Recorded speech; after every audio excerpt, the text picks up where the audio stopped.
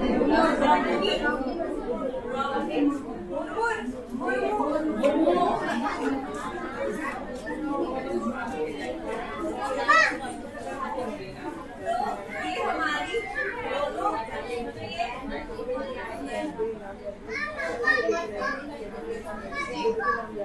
दोनों बहुत इम्पोर्टेंट। देखिए आज हमारा अंतर्राष्ट्रीय महिला दिवस है। वैसे तो महिलाओं के लिए हर दिवस एक स्पेशल दिवस है। एक स्पेशल दिवस इसलिए मनाया जाता है महिलाएं सांस्कृतिक, आर्थिक, सामाजिक, राजनीतिक हर क्षेत्र में कार्य करती हैं।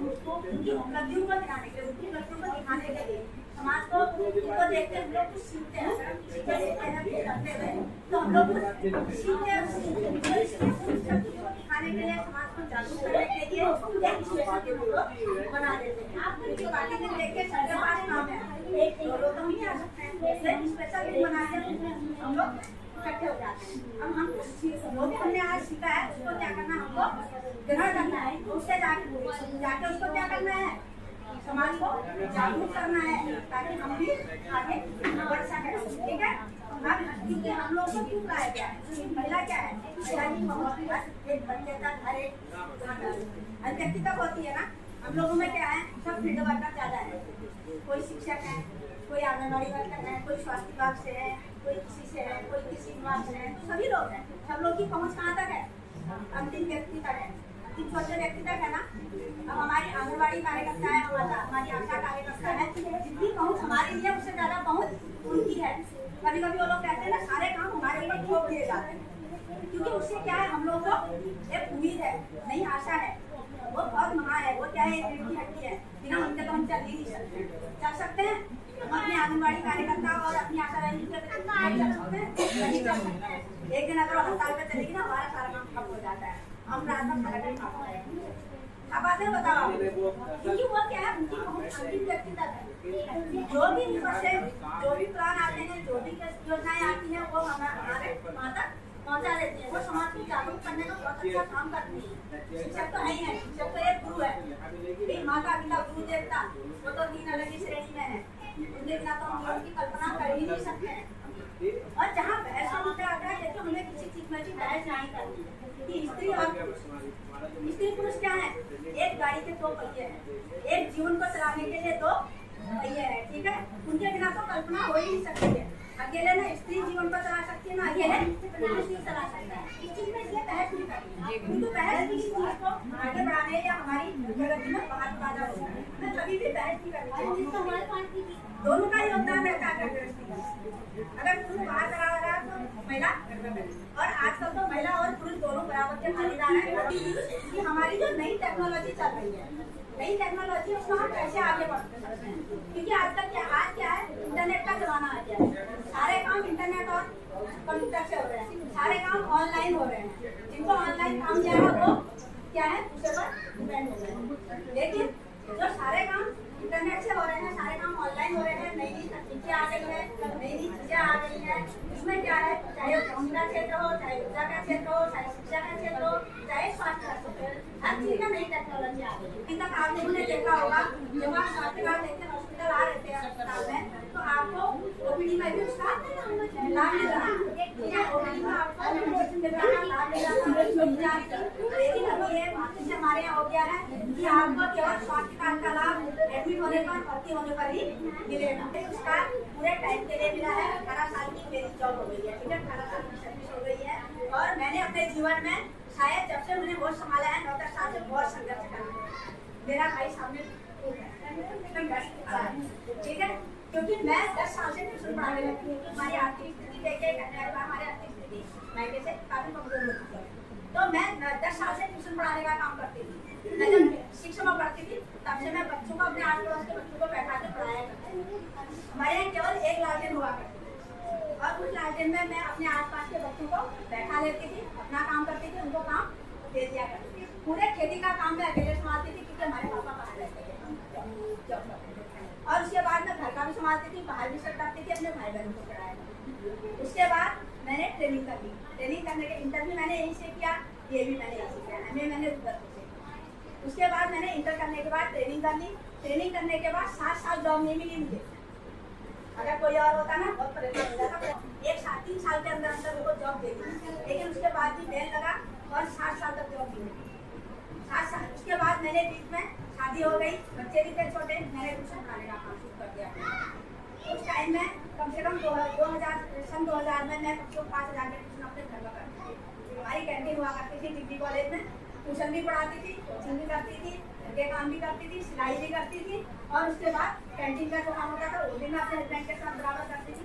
क्योंकि आप स्त्री पुरुष की भी बात कर रहे हो, मेरे हस्बैंड बराबर सपोर्ट करते हैं, ठीक है, हमारे बच्चे भी सपोर्ट करते हैं, हस्बैंड भी सपोर्ट करते हैं। ऐसा नहीं होता कि माहौल बनाने होता है, क्योंकि हम लोग बराबर काम करते हैं, तो अब तक तो करते हैं दोनों लोग बराबर। उसके बाद सन 2002 में मुझे जॉब मिली, वो भी चंपा मिल गई, खटोली मेन रोड से 20 किलोमीटर दूर, और मैंने कभी पहाड़ नहीं देखा था, तो मैं वहाँ गई थी। हमारे 3 साल का बच्चा था, उसको छोड़ के जाती थी, 1 5 साल की, 1 3 साल, और 3 दिन में पहुँचती थी मैं तीसरे दिन अपने यहाँ।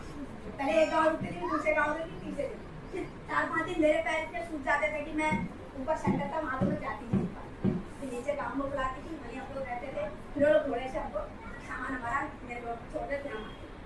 फिर वहाँ से 5 महीने मैंने वहाँ ड्यूटी करी, फिर उसके बाद ट्रांसफर कर दिया, वो भी एनटीआर का, वही 5-10 किलोमीटर अंदर था, ठीक है। फिर वहाँ भी हम लोग संविदा में 3 साल मैंने संविदा पूरी, हर ट्रेनिंग के बाद 10 साल मेरे वेस्ट हो गए। उसके बाद फिर मैं 2005 में हम लोग करवाने लगे, उसके बाद मुझे मिल गया पिया मजोरा गाड़ी और हाथी का लड़का लगा, उसके बाद भी मैं वहाँ पहुँच गई। लेकिन ठीक है, वो मेरे लिए बहुत लकी क्षेत्र था, बहुत ही अच्छा। मतलब मुझे उस समय देखिए, जब हमारी उम्र कम होती है, हमारे अंदर एक उत्साह बना रहता है, काबिलियत होती है, उस समय कितना काम कर लो वो कम है, और उसी समय आदमी को करना चाहिए। लेकिन मैं जाती थी, मैंने लड़ झगड़ के भी वहाँ के लिए एक टीम बनवा दी दिवाली रोड, क्योंकि वहाँ केवल 40 लोगों का परिवार रहता है, लेकिन उन लोगों के पास सारी सुविधाओं का अभाव था। क्योंकि देखिए, जहाँ सुविधा है वहाँ तो सब काम करते हैं, मजा तो जीने का या सर्विस करने का तब आता है, काम करने का जब हम किसी अभावग्रस्त क्षेत्र में जाते हैं। तो मैं हर महीने वहाँ मीटिंग करती थी, मैंने टीकाकरण भी दिया, मतलब छोड़ के सीधे दिवाली रोड करना शुरू कर दिया था। मैंने एक हमारा टीकाकरण कैंप वहाँ लगता है, मैं पूरे अधिकारियों को भी ले जाती थी, अपने सासुवाल को ले जाती थी। हमारी एक राजकुमारी हुआ करती थी, राजकुमारी राणा, इतना सपोर्ट उन्होंने मुझे किया कि मैं उन्हें कभी भूल नहीं सकती। देखिए, अकेले हम कुछ काम नहीं करते हैं, हम जो चाहते हैं कि हम अकेले यहाँ तक पहुँचे तो नहीं पहुँचते हैं, हम अपना परिवार, अपने आसपास के लोग, अपने स्टाफ के लोग, विभाग के लोग, सबसे मिलजुल के ही, सबके सपोर्ट के कारण पहुँचते हैं। कभी भी ये सब चीज़ का श्रेय मुझे अकेले नहीं जाता है, ये मेरा परिवार, मेरा समाज और मेरा आस पड़ोस, मेरा विभाग सबसे मिलकर जाता है, क्योंकि सब लोग सपोर्ट करते हैं तब हम आगे बढ़ते हैं। उन्होंने मुझे इतना सपोर्ट किया कि उस समय कुछ नहीं चला करता था, अच्छा ही नहीं हुआ करता, आंगनबाड़ी में 5-6 हज़ार में एक हुआ करता, वो मुझे साइकिल से लेके जाती थी और पूरे टाइम मेरे साथ रहती थी। मैं अगर 2 बार 3 बार वहाँ कैंप लगा दूँ तो वो मेरे साथ रहती रहती थी। उस समय तो मैंने काफ़ी मेहनत करी, क्योंकि हम लोग जागरूकता शिविर लगाते थे, बैठने का करते थे, बहुत सारे काम करते थे, तो वहीं से मेरे शुरुआत हुई। उसमें ये बात आज और स्वामी बाग से मिलकर मुझे बेस्ट वर्कर का अवार्ड मिला। मैं आई थी जनवरी 2005 में, और मई 2005 में मुझे उसे अवार्ड मिल गया। तो देखो, जब हमको सम्मानित भी किया, काम करते हुए सम्मानित कर देता है, तो हमारा उत्साह दुगना होता है। फिर हम लोग वहाँ से मैं पूरे समूह में काम कर सकते थे। 15 दिन में मिली रहती थी, क्योंकि इस क्षेत्र में 15 दिन में यहाँ रहती थी। उसके बाद सन 2008 में मेरा ट्रांसफर खतिमा में, क्योंकि सर बोले मैं मेन में होकर बहुत काम करती हूँ। फिर मैं मेन में आ गई, मेन में फिर हमारा कुछ दिनों बाद कोविड ही शुरू हो गया। लेकिन कभी भी देखिए, हमारे ऊपर काम का अगर दबाव होता है तो हम उस लायक है, अगर हमारे ऊपर एक्स्ट्रा जिम्मेदारी चौकी जाती है तो ये नहीं कि वो हमारा शोषण कर रहे, शोषण नहीं कर रहे, और हमको परेशान नहीं कर सकता, ले जाते हैं निकलते हैं, लेकिन ऐसा नहीं है, क्योंकि हम उस लायक हैं।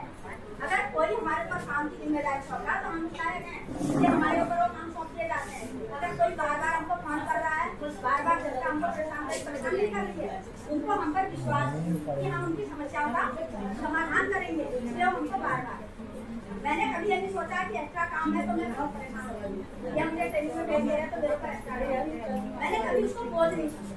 मुझे लगता है कि सब काम में आराम से कैसे करना चाहिए, समस्याएं अपने आप सॉल्व हो जाएंगी। हम लोग क्या करते हैं, पूरा काम कर लिया, उसके बाद जो भी लोग छूट जाते हैं उनको बनाते हैं, उनको हम लोग सिर्फ अपना रजिस्टर मेंटेन करते रहते हैं। मेरा महीने में एक बार 15 दिन में मैं रजिस्टर कितने लोग छूट गए हैं। फिर अगर हमारी आशा वहाँ गई कि अगर उसके कहने से नहीं माना तो मैं फिर बार बार जाती हूँ, अपने आप जाती हूँ, बार बार फोन करती हूँ। एक उदाहरण हमारे यहाँ रीना यादव मैडम है, मैं बार बार फोन करती हूँ, मुझे कोई परेशानी नहीं होती है कि मैं किसी को बार बार क्यों बुला रही हूँ। अगर हमारे आसपास कोई छोटा सा भी होती है, कोई हो रहा है, कोई परेशानी होती है, तो सबको हम लोग सामाजिक बने और उसकी हेल्प करने के लिए आगे रहे। इसी के साथ शुभकामनाएं और करते हैं और बढ़ते हैं।